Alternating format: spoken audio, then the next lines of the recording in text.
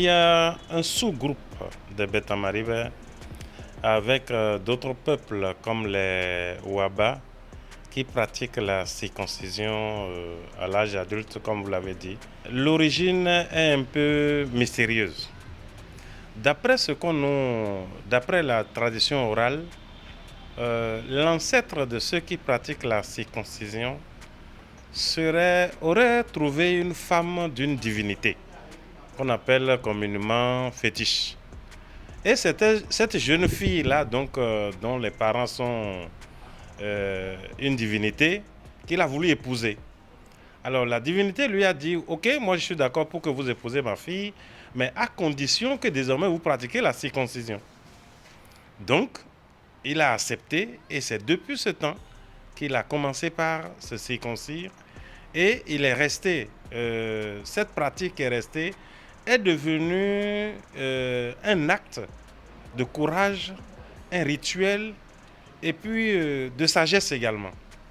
Donc, quand vous voyez que cet acte-là se pratique à un âge adulte, ça veut dire que une fois que vous le pratiquez, vous passez à l'âge adulte, vous passez donc à la sagesse.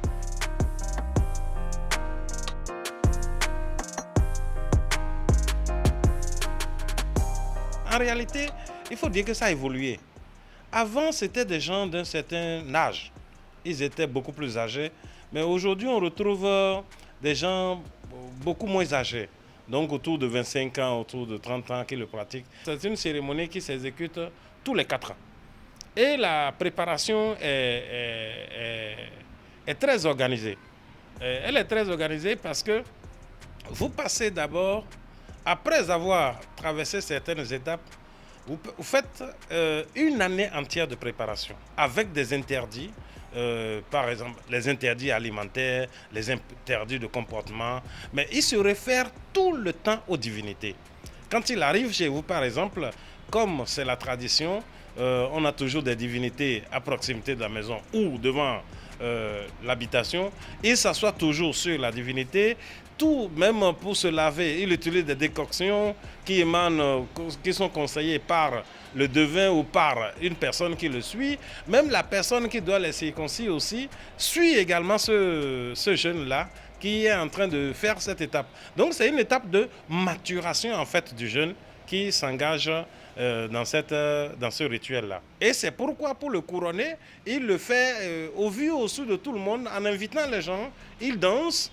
Il finit, il rencontre ces divinités, il leur parle, il demande leur bénédiction, il demande leur protection. Il le fait en début d'après-midi dans la joie et la ferveur, disons, populaire.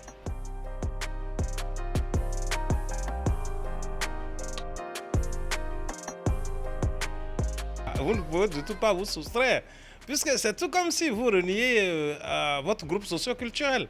Donc vous ne pouvez pas. En principe, tout le monde, ceux qui sont destinés à faire cette cérémonie, sont obligés de la faire. Tous.